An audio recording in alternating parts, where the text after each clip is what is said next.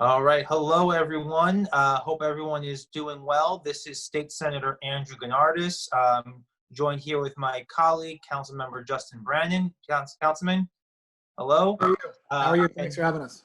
We are joined by two doctors here in our community, Dr. Laila Farhat and Dr. Ramsey Joudeh, with an important message about the coronavirus and what precautions we should be taking as a community to make sure that we are keeping everyone safe and healthy and that we are limiting the spread of this virus. And so I really want to thank them both for taking time out of their busy schedule. I know they're seeing lots of patients, and really thank you for helping us get this message out to the community. Councilman, I don't know if you want to just say a quick hello or add anything.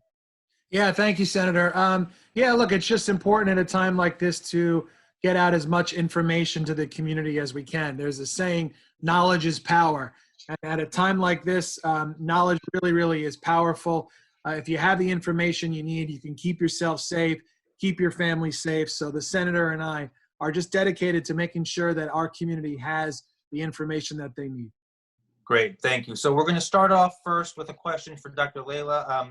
Can you tell us how easily the virus spreads, and what should people be doing to protect themselves from getting infected or infecting others? Okay, we're gonna talk first, like the first main important method of transmission for the virus is from person to person. And imagine yourself, you're sitting next to a person and that person sneezes. There's some droplets that go in the air. The other person will swallow these droplets and he will get infected. So it's very important in this case, like to cover your mouth when you sneeze and you try to protect yourself from the others. There's other methods for transmission is very important, and this is actually what really worry us is the asymptomatic people. There's so many people around, they carry the virus, you don't know they are sick because they don't show that they have symptoms, but they carry the COVID-2, which caused the disease, the COVID-19, and these people, if we don't stay far away from each other, we can get infected from the asymptomatic people. For the generative for people in general, you consider everyone around you that has this virus so you can act accordingly and you can protect yourself better. The third way of getting this virus is the infected surfaces. This virus can lay down in the surfaces after we cough, after we sneeze, like the doorknob, the elevator, the refrigerator, and etc. And the list goes on and on. You come on, you touch these surfaces, you put the hand on your mouth, and then you get your virus. How we avoid this? By frequently washing our hand, disinfecting the surfaces. Until now, we don't know how many hours and days the virus can stay on the surfaces. So the importance of cleaning and disinfecting the surfaces are very important. And there's other way of transmitting the disease, it's the airborne. We are not sure how many time or how long the virus stay in the air. That's why we recommend that people, when they go outside, to wear the mask, even if we don't know how this virus can be transmitted. So this is the all ways of transmission. And we're gonna add a little bit on Arabic. So the transmission of the virus, like it comes from من شخص لشخص. كثير مهم إنه إذا الواحد بيعطس ما يعطس على الأشخاص التانيين. وهيدي الجرثومة ممكن تبقى على مسافات مثل الطاولة، مثل مسكة الباب، مثل الاليفيتورز، وبيجي شخص تاني بيلمس هاي الأماكن وحتى على وجهه بينقل المرض لإله. هلا ممكن كمان الشغلة الخطيرة لنقل هيدا المرض هي الأشخاص الذين يمتلكون الفيروس وهن ما عندهم أكشن، ممكن يعدوا أي شخص تاني بكل سهولة. هلا الطريقة الثالثة ممكن تكون كمان الفيروس بضل بالجو، ما بنعرف لأي مدة بيبقى بالجو، ممكن نحن نتنشأ الفيروس من الهواء، فعشان هيك كتير مهم استعمال الماسك بالخارج. Great, thank you. I think we have a question now from the councilman. Councilman?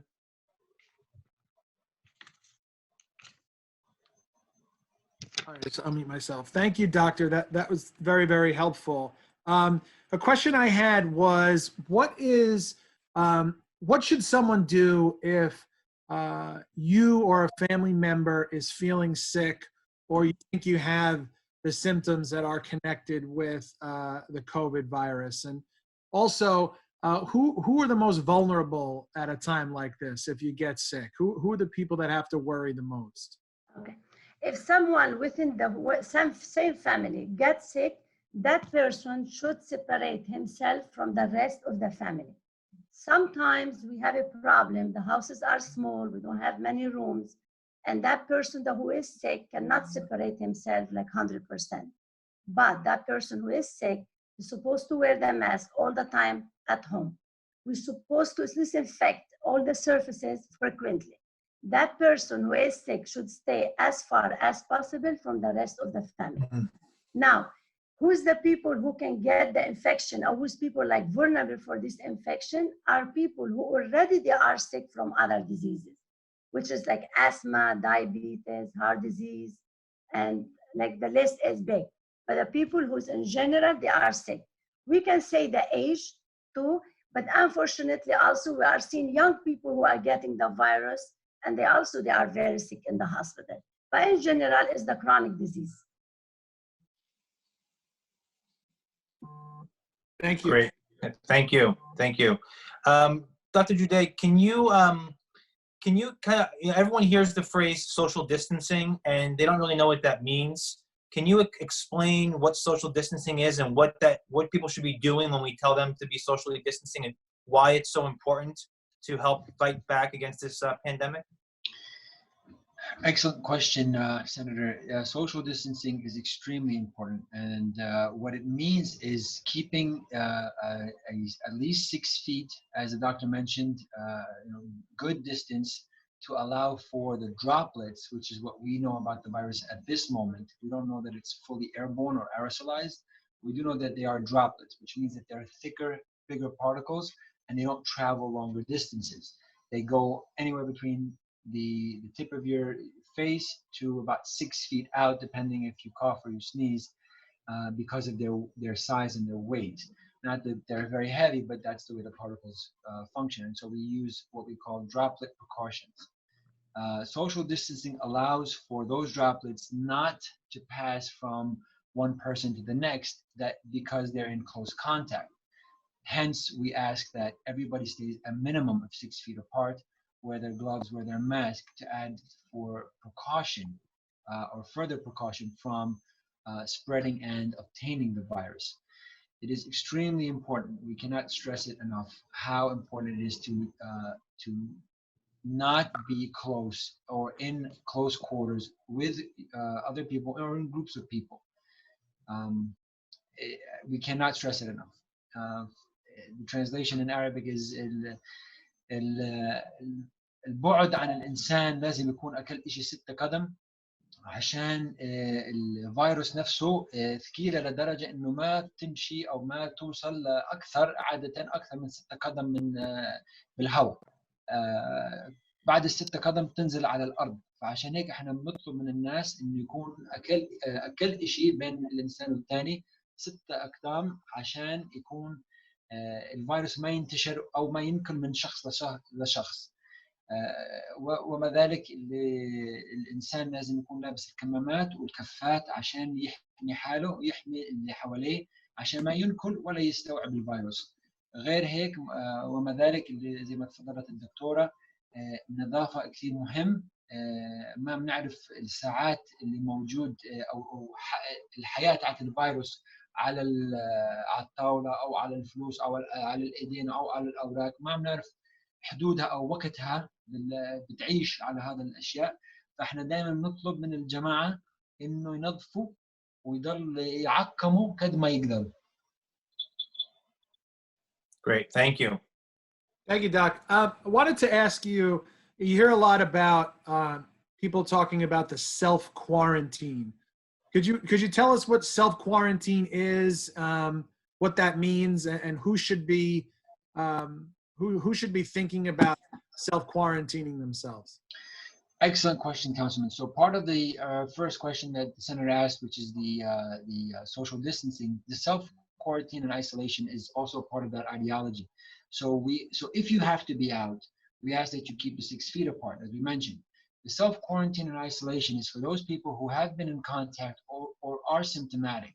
And what that does, it allows for the virus to be isolated in a very small space. So if I do feel under the weather, or I might have been around somebody who was known exposure or possible exposure, I limit the interference or the interaction between myself and other people. So I put myself in a quarantine or isolation situation at home where I'm comfortable and everybody is comfortable. I have what I need, and I am able to limit the exposure of what could be transmission. As the good doctor mentioned, it's very important to know that there are a lot of people who are asymptomatic, which means that you have probably come into contact with people, but you have not shown symptoms. That's what asymptomatic means. So you could be carrying the virus in your nose, in your sinuses, in your mouth, or on your body, and you're not sick, you're not infected and transmitting it. So it's very important that if anybody is aware that they have come into contact with or have been exposed to it, that they limit their exposure significantly, quarantine and isolate for at least 14 days, what we know to be the lifespan of the virus at this time. Doctor, you want to translate that? اوكي.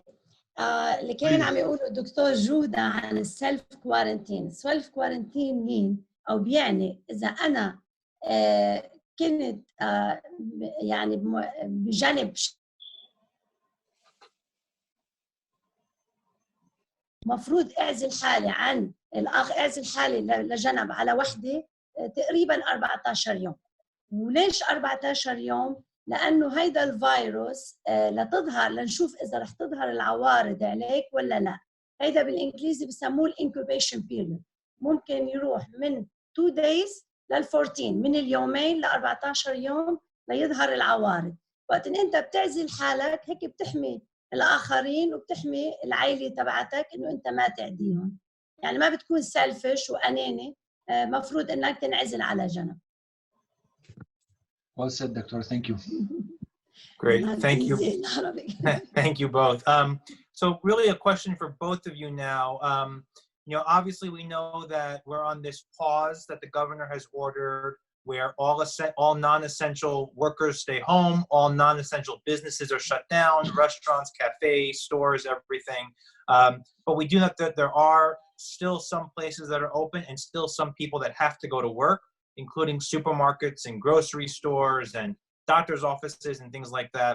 So for the people who are store owners or grocery owners or supermarket owners, or for the workers in those stores, what advice would you both give to those workers to protect themselves and their customers and the people who come and have to come and buy things from them because they're still considered essential? What should they be doing, and what should customers be doing to protect themselves when they're going out like that? Okay. Should I go first? Please, sure. Please go ahead. Okay. It's a very important point because we do need this essential business to be open in the community. But unfortunately, I have seen some people in the community, they do not protect themselves enough. And I thought about something like if we go inside the store, that owner is supposed to offer to his client gloves if possible. If we don't have gloves, maybe he can offer sanitizer. We can clean our hand before we go inside the store. Let's say it's a grocery store and touch the fruit and touch everything. This is one thing can be done. The second thing can be done, you can put a sign on the door and you let one by one goes in, especially if we have these grocery store or daily, they are not that big. Now, if it's supermarket, maybe they can limit the number of people they go. If they use the sanitizer on the door, that will be a great idea. And again, in order also to protect the people who works like on the cashier, make sure also the client does not come closer than 6 feet to that person. And make sure everybody should wear also the mask. I have seen owners of daily, they don't even wear the mask. Maybe again, we emphasize because there's so many people, they are not sick. They do carry the virus. And these are the people that they are dangerous for us. Because if I see you sick, I stay away from you. But if I don't know you are sick, There's no way I can protect myself unless I act in a way that intelligent way. So this is an ideas how to maybe like implement it in the stores. Mhm. Great, thank you. Dr. Joudeh, anything you want to add? Yes. So excellent idea, Dr. Thank you so much. We are in 2020 now, so the level of technology that is available to us is abundant, to say the least. So my advice would be absolutely adhering to everything that Dr. Laila mentioned, and just pointing something out. It is also the obligation of the consumer to protect themselves and the people that they're around. So yes, please, as she mentioned, get your gloves, get your masks, get your sanitizers when you do go shopping, before you go into public places. And the store owners should definitely make sure that they have that availability, if they could, for themselves and for their clients. But with the idea of the technology being available, local supermarkets can offer delivery services through their websites or through their apps or through some type of, the phone. You don't need to have an app right now. It's probably very difficult to create or too much to create, but a phone service where they can, phone in what they want. So you're limiting the amount of people that are coming into the store, and you're just dealing with the people that are there, the employees that are there that can pick as best as they can whatever items you need and deliver it to your home. Again, limiting people that are around in and about, moving and socializing, again, social distancing. So if we do need those stores open, we do need to feed our community, we do need to provide them with the essentials. But figuring out ways to do so technologically probably would be the best way to allow for the limitation of exposure, along with, again, what the doctor mentioned. Great. Yeah, thank you. I think that really the big takeaway from all of this is that we are all vulnerable and that no one is immune from this, and that we all have to do our part to keep ourselves healthy, but as well as everyone around us. The CDC is suggesting that everyone wears masks. The New York City Health Commissioner is suggesting that everyone wears a mask. You don't have to wear a big fancy surgical mask every time you go out of your porch, but you should wear a scarf to cover your mouth and your nose, cover yourself. Doesn't need to be anything complicated, but do your part in order to help slow the spread of this virus. And you made a really good point just a few minutes ago, saying that we all have to behave as if we already have the virus. And so when we all wear masks and we all cover ourselves, we are signaling to other people that whether we're sick or not, we don't know, but we might be carrying the virus. And so we're trying to do our part to help slow the spread and contain the pandemic from spreading any further. And so we have to remember that as best we can whenever we go out. I want to thank everyone for participating. One correction. Yeah, I would say, is there anything else you want to add? Yeah, for sure. So the scarves and the cloths are okay, but they don't protect against the virus. So simple surgical mask, you can get them from any corner store that are selling them now, any pharmacy, any doctor's office, they'll hand them out to you. Please go get one. It blocks almost 95% or more of the viruses that do exist out there. This is why they're important. You don't need the N95 mask. It's better, but it's not absolutely necessary. Simple surgical mask along with a scarf or a cloth as well would be more than sufficient. Great. Sorry for that, but thank you. No, that's great. That's a good point. Thank you. Dr. Laila, did you want to add something? I just want to add something for people, like in terms of quarantine. What does mean the word quarantine when we talk about it? And if we go back in the history, quarantine comes from Latin, and it means quar, like 40. So actually, when we talk about social distancing, in order to control any disease, we have really to stay away from each other's 40 days. And really, if we do that, we can really control this virus. We just have to hold a little bit more and hold tight and be patient, and hopefully we can beat this virus, because we still seen a lot of cases in the hospital. And really, I'm still getting like people has this virus. We can't just like saying that we don't have the virus anymore and start going outside like nothing is happening. This is very dangerous. Just to wait a little bit, and hopefully all of this will be over. Inshallah. Great. Thank you very much. Councilman, any last words? Thank you very much. No, this is great. it takes a village, right? And this is really about that we all have to work together. And it's important, as both of the doctors mentioned, that this virus can spread without any symptoms. So just because you're feeling okay and you feel healthy doesn't mean that you might not have the virus, and also doesn't mean that you should go out and just, act like everything is normal. You have to protect yourself, if not only for yourself, to protect from others, and to protect yourself from maybe getting other people sick. So we all have to look out for each other. Great. Well, thank you very much, Councilman. Thank you to both of our doctors on the call today. We hope this information has been helpful for all of you. If anyone needs any assistance, they can call the councilman's office, they can call my office, or email us. We're here to help. Our information will be posted in the video at the end here for both of our offices. And please make sure you stay safe, you stay healthy, and most of all, if you're able to, please, please, please stay home until we get through the worst of this virus. Thank you, everybody. Thank you. Thank you.